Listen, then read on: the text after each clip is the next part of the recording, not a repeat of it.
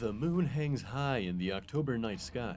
You find yourself hidden in a wagon, stowed away, a dangerous secret. Bottles and jars of snake oil rattle around, the clinking of glass masking your staggered breathing. Other than this, the only sounds to be heard are the leaves crunching under the wheels of the wagon and the hooves of the horse on the ground. You feel every bump on this lonesome road. You started this journey 3 weeks ago, and you've successfully escaped your plantation in Western Virginia, and now you've set your sights on Canada. But it's a long journey, with dangers around every corner. The risks you face include bounty hunters, slavers, and their raging hounds. Suddenly, the wagon stops. You hear the sound of footsteps outside. Your heart is racing. Is this it? The door to the wagon opens, and moonlight floods the inside. The silhouette of an elderly man comes into view. This man is Eber Pettit, and he is your salvation, your ticket to freedom on the Underground Railroad. Tonight, on Western New York Rediscovered.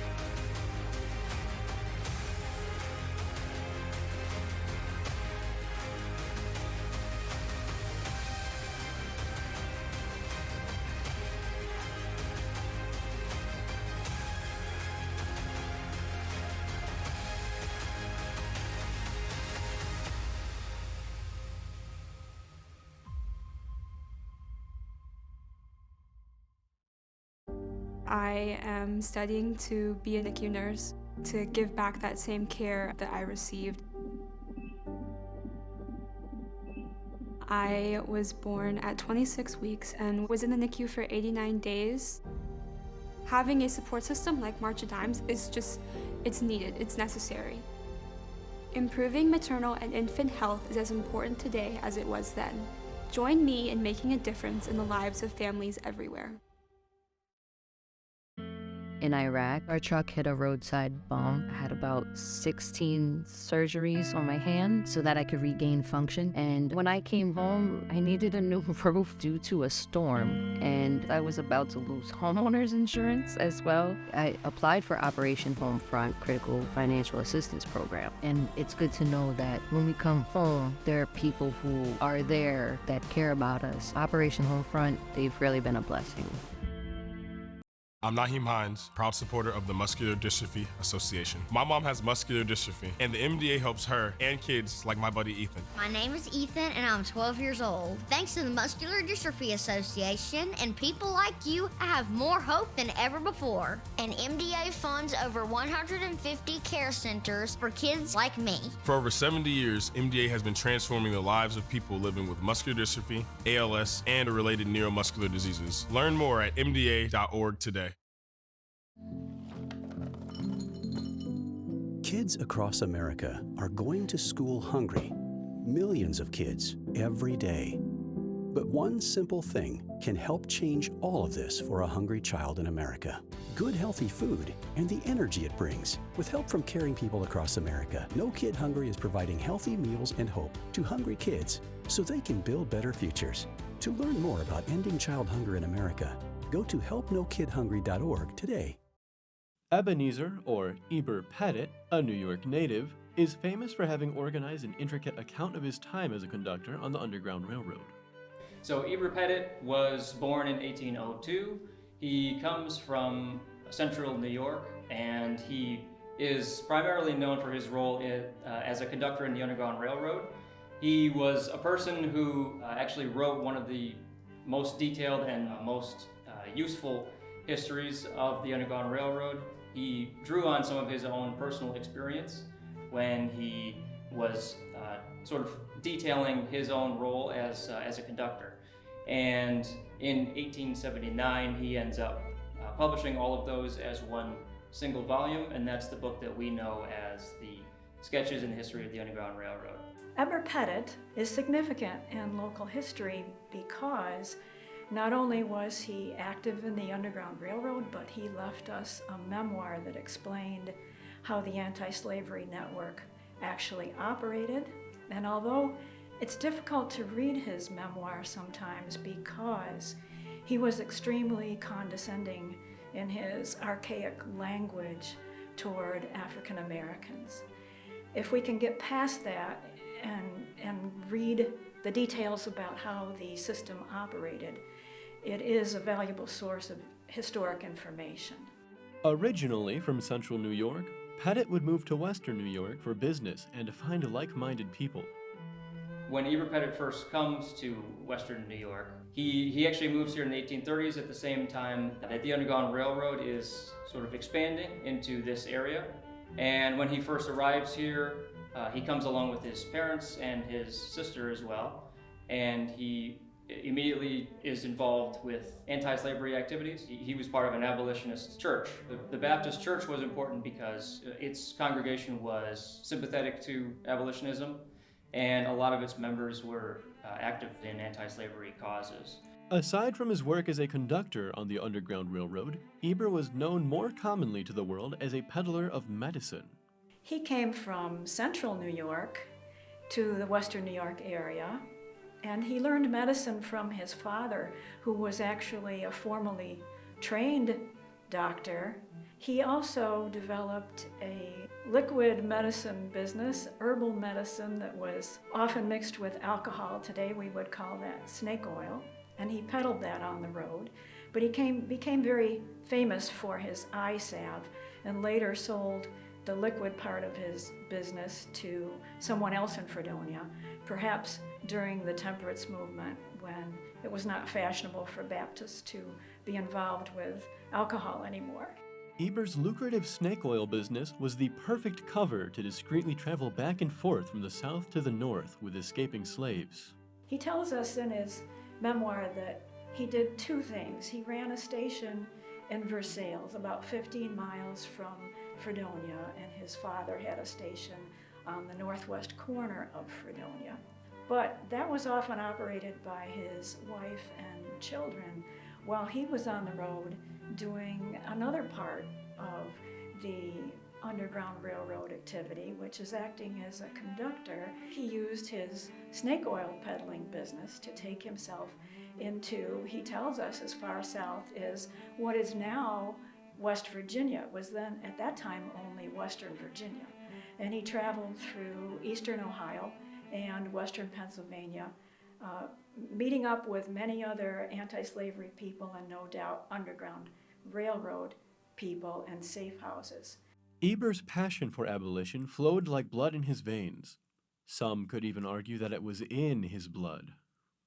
Through his long family history, 3 generations of anti-slavery people, the northern states were still slave states at the time of the Constitution.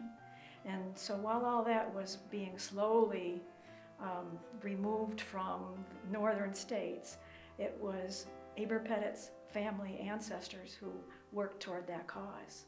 When it came to abolitionists, this task of helping to free slaves was not limited to just one demographic of people.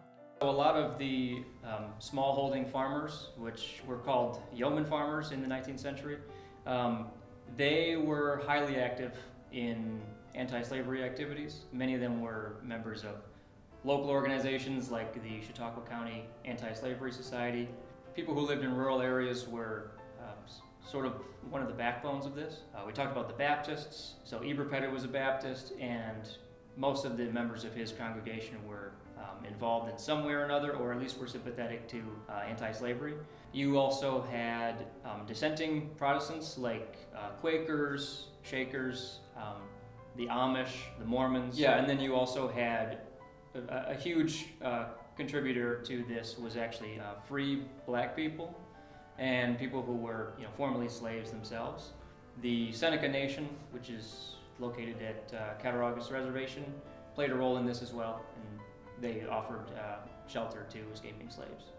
Anyone willing to take on the immense risk of aiding an escapee could play a part in the Underground Railroad, but the severe consequences for aiding escaped slaves deterred many people from doing so. So to become a station master, all you really had to do was be willing to accept a huge risk upon yourself and open up your home to people who were escaping slavery. People such as Eber Pettit were a perfect fit to be a conductor on the Underground Railroad. Eber's medicine peddling business really aided him in his duties as a conductor.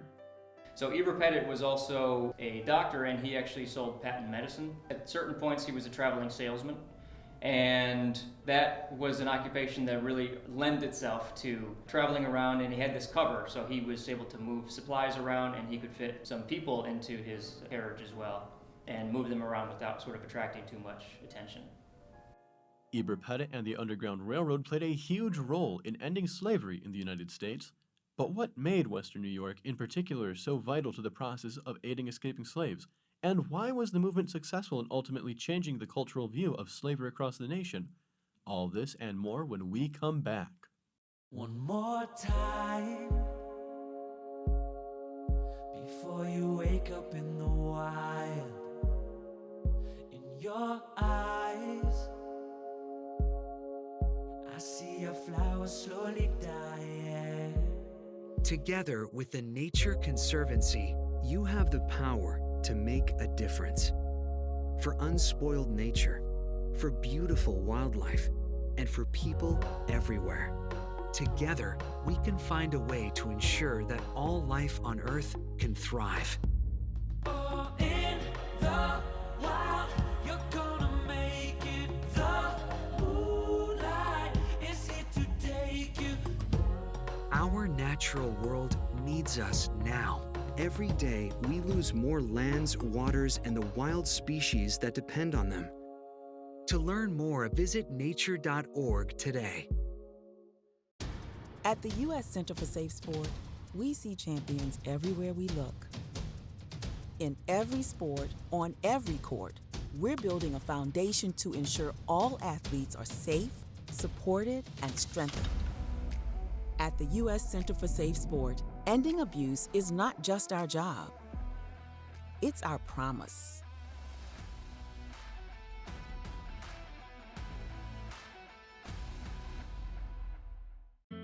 In Iraq, our truck hit a roadside bomb. I had about 16 surgeries on my hand so that I could regain function. And when I came home, I needed a new roof due to a storm. And I was about to lose homeowners insurance as well. I applied for Operation Homefront Critical Financial Assistance Program. And it's good to know that when we come home, there are people who are there that care about us. Operation Homefront, they've really been a blessing. Welcome back to Western New York Rediscovered. Eber Pettit was a crucial element of the Western New York abolition movement and an incredible resource for studying the ins and outs of it. The Baptist Church played a major role in Fredonia's abolition movement, and as the primary record keepers in the region for anti-slavery activity of the time, continue to be relevant as we study the matter today. It had a large number of anti-slavery people in it, the Fredonia Baptist Church. And it also was the place where a clerk was on duty for 40 years. And so he kept the records of all the meetings of the Erie Baptist Association, where anti-slavery resolutions were passed every single year. And if he hadn't kept those records and bound them into little books, we would have no record of what took place there. But all of the churches on the east side of Chautauqua Lake were in that association, and the churches on the other side of Chautauqua Lake were in the Harmony Baptist Association. These also included a few churches in Pennsylvania and in Cattaraugus County. And because this clerk kept the Erie Baptist records, he also kept several of the Harmony Baptist records. Eber made great strides in the abolitionist movement, but what kind of like-minded people did he live amongst in Fredonia and the region in general? He was certainly not alone in Chautauqua County, where we've already documented 1,100 anti-slavery activists, many of whom we can verify as also Underground Railroad operatives. But in Fredonia, he also had a large network. Unfortunately, the petitions that went to Congress from anti-slavery people in the 1840s and 1850s, even though they went from every village in Chautauqua County, we have none from Fredonia. So we don't know who all those people were, but we can guess because he was so active in the Fredonia Baptist Church and because he had so many family members here. The abolition movement has always had a strong presence in Fredonia, but could the movement have inspired the name of the town itself?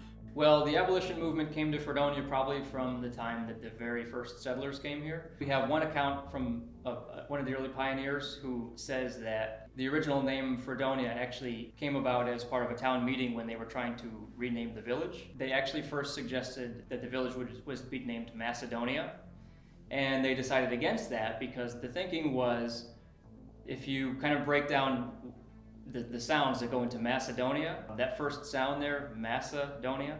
So they were thinking that that was even a little bit too close to like a mock slave dialect for master. So they decided instead it should be called Fredonia, so Fredonia. That's one account from a pioneer. We don't know if that's actually true or not, but that story was reprinted in the local newspaper, the Fredonia Censor. Even in the mid 19th century, they were kind of saying that, yeah, Fredonia has always kind of been a hotbed for abolitionism, which is quite interesting. And they were actually sort of complaining about that in the article as well. How would these slaves taking the greatest risk of all make their way to freedom? And how did they navigate from safe house to safe house while making the journey? So if you were a fugitive slave and you were trying to escape into Canada, what you would do is most likely you were going to know somebody who was an agent of the Underground Railroad. And so when we say agent, what we really mean is just somebody who knows a lot of other people who are willing to sort of break the law and assist in this escape from slavery. Essentially, a fugitive slave would have been brought to Eber Pettit in Fredonia because another Underground Railroad agent from another place would have brought them straight to Eber's house. With so much at stake, options of communication were limited, and conductors found themselves constantly second-guessing who they could trust. Station masters would send messages to one another. Usually they would do this by correspondence, so they would send letters to one another, and a lot of times they would rely on sort of verbal communication as well. So these were all people who sort of knew one another. They were people who trusted each other, and there weren't as many sort of secretive messages that were available to like escaping slaves. For many years there was believed to be quilts and things like that would be placed out. Unfortunately, there's not a lot of evidence to support that, so a lot of times it really just was interpersonal communication. The Underground Railroad had been helping slaves since before the founding of the country. But how would the issue of slavery lay the groundwork for the next 2 centuries of American political discourse? The Underground Railroad is essential to understanding how slavery was a central role in American politics in the mid-19th century. Basically, from the 1840s through at the beginning of the Civil War in the 1860s, slavery was the #1 issue. The Republican Party was originally formed in opposition to slavery, and it actually replaced an earlier party called the Whig Party, which was sort of didn't really take a strong position on slavery. And when slavery became such a central issue, it was essentially northern states and southern states. Who were the brave men and women who risked so much to contribute to the freeing of and eventual abolition of slavery? And what were some of the things they did to help the cause? So the Underground Railroad is really just a network of individuals who would transport passengers, as they called them, which is fugitive slaves. They would help them by offering shelter and transportation and sometimes money. The constant disagreements between the North and the South culminated in the continuously rising tension that would eventually result in the Civil War. Neither side could trust one another because their economic systems were so different from one another. And it's really not hard to understand why Northerners who lived in free states would be against slavery, apart even from questions of ethics and morals. Part of it was just self-interest. For instance, if you were somebody who lived in Western New York and you grew up on a farm and you wanted to start your own farm, you probably would move west, probably to Iowa or maybe to Kansas or Missouri. And the only problem with that is if those are entered into the Union as slave states, then you as a free laborer are no longer going to be able to compete with the slave labor. Just how effective was the Underground Railroad, and what was it about the movement's implementation that allowed it to effect societal change leading up to the Civil War? So the Underground Railroad was really essential in getting a response from the southern states and from the slave powers because they had already controlled much of the government. As anti-slavery grew as a movement, you had this secret way of sort of undermining the institution of slavery. And the Underground Railroad did that by helping somewhere between 40,000 and 100,000 people escape slavery, which is quite a few, but it didn't really do a huge dent in the numbers of total slaves. On the eve of the Civil War, you had several million people enslaved. So the Underground Railroad was especially effective because it undermined the slave owners' faith in their ability to control the federal government. Though it may not have been a large number, just one person successfully escaped was one person delivered from the bondage of slavery. When we return, we will learn about the lives of escaped slaves both during and after the war, as well as some of the myths surrounding the Underground Railroad on Western New York Rediscovered. Hope. Where are you hiding? I search for you in the seconds, the minutes of each and every day. Hear me as I call out to you. Take my hand. Lift me up as I lift up others. Welcome me home, father, mother, sister, brother, son, daughter. Hear us now. Alone we stood, divided we fell. No longer. Now we choose to make the connection. Our new mission lies within. Visit maketheconnection.net to learn more. I'm Naheem Hines, proud supporter of the Muscular Dystrophy Association. My mom has muscular dystrophy, and the MDA helps her and kids like my buddy Ethan. My name is Ethan, and I'm 12 years old. Thanks to the Muscular Dystrophy Association and people like you, I have more hope than ever before. And MDA funds over 150 care centers for kids like me. For over 70 years, MDA has been transforming the lives of people living with muscular dystrophy, ALS, and related neuromuscular diseases. Learn more at mda.org today. Kids across America are going to school hungry. Millions of kids every day. But one simple thing can help change all of this for a hungry child in America. Good, healthy food and the energy it brings. With help from caring people across America, No Kid Hungry is providing healthy meals and hope to hungry kids so they can build better futures. To learn more about ending child hunger in America, go to helpnokidhungry.org today. Welcome back to Western New York Rediscovered. We've seen some of the methods used to transport escaping slaves and the potential consequences for both those caught helping fugitives as well as the fugitive slaves themselves. An escaped slave in Canada, while free from his former master's chains, now faced a whole new set of challenges.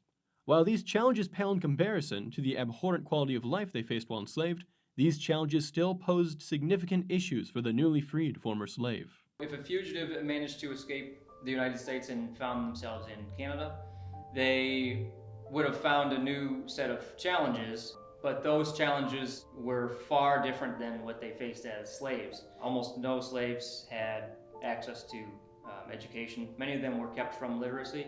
Many of them also did not have any trade skills. Both during and after the Civil War, escaped slaves often found themselves returning back to the United States for various reasons. One other thing you want to think about it with slaves who ended up in Canada is that many of them actually returned to the United States after the Civil War, or they actually came to fight in the Union Army during the war. And then many of those just stayed once they were here. What were the consequences for an agent of the Underground Railroad caught assisting escaped slaves? After the Fugitive Slave Law, so we're in the early 1850s now, a person can be imprisoned and or lose his or her income by means of huge fines if you are caught aiding or abetting someone who has escaped from slavery. When did the process of aiding escaped slaves begin to take place? And who were the pioneers of the techniques used to move escaped slaves quickly and efficiently? It actually was taking place even before the Revolution because there were so many people who were opposed to slavery. And then during and after the Revolution, as our own Constitution is being developed, people wondered, why are we arguing for freedom for ourselves but not for everyone on this continent? And therefore, the Quakers in particular worked from the time of the institution of slavery in America right up through the Civil War to help people escape if they could. Oftentimes, an opportunity to escape via the Underground Railroad was a once-in-a-lifetime opportunity. To fail was to potentially lose your only chance at freedom. If you were captured, your family would suffer. You may have been faced with your family already gone by the time you were dragged back to the place where you had been enslaved. And then you were beaten, and then you were sold further south to make sure that you couldn't escape by the same route again. The legacy of the Underground Railroad, of course, welcomes a multitude of myths and false truths regarding escapes and how they were carried out. In addition to the myth about a hidden room or a tunnel, which happened extremely rarely, there are other myths that have cropped up in regard to the Underground Railroad. And I think it's because we were all in the 20th century so enthralled with the whole idea that we wanted it to be actually underground or taking place by means of secret codes, such as quilts hanging on a line or a stone at a street corner or a ring of trees. None of those actually happened. But they did make good stories that people enjoyed passing on to their children. One of the most common misconceptions regarding the Underground Railroad is that it was underground. It was a network of anti-slavery people who worked secretly to move people fast. And I should emphasize that it was not underground, and it was not by use of hidden rooms. It was by use of simply moving people as quickly as possible from safe house to safe house until they were far enough away from their place of origin that they felt safe. The historical significance of the Underground Railroad in the United States cannot be lightly summarized. Eber Pettit mentions it, but mostly in telling about his own role. But Fergus Bordwick in 2005 tells us in his book Bound for Canaan that the Underground Railroad was actually the first civil rights movement in America. After his time working as a conductor on the Underground Railroad, Pettit would continue to work as a medicine peddler. On May 13th, 1885, Pettit passed away in the night. He is buried in Forest Hill Cemetery. The work of Pettit and many other conductors on the Underground Railroad cannot be forgotten, and without Pettit's writings, we would not have nearly the picture of the vital role Western New York played in this historical movement. The impact of the Underground Railroad on the United States is immeasurable, and was but just one contributing factor of many that would result in the complete and total abolition of slavery in the United States, and the incredibly slow and ever-continuing ease of racial tension in the country. Tonight, we were lucky to catch a glimpse into the past and view yet another point in Western New York history. We witnessed the heroic actions of a man who risked his life to provide freedom for others. We learned some of the methods used to transport fugitive slaves to safety. Finally, we were able to uncover the significance of the Underground Railroad in American history and the way in which Western New York's contribution would shape the nation as it continued to develop into the global superpower and cultural example for the world that it is today. Thank you for taking this journey through history with me once again on Western New York Rediscovered.